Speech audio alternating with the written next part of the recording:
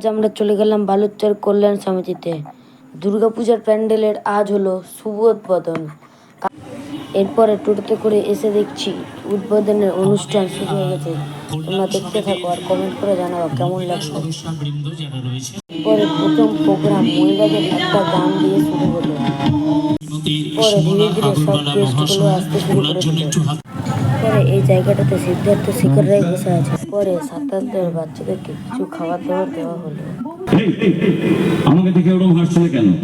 গ্যারেজে কাজ করি বলে মানুষ বলে মনে করো না, তাই না? পড়তে আমার মতন অবস্থায় তাহলে বুঝতে পারতে। তোমার মায়ের মতন আমার মা না আমার পিছনে দুধের গেলাস নিয়ে দৌড়োয় না, আমাকে কাজ করতে হয়, কাজ। বড় বাড়ির মেয়ে না তুমি, ভালো মেয়ে হওয়ার চেষ্টা করো। লাইটটা দিতে বলো তো, লাইটটা ভিতরে।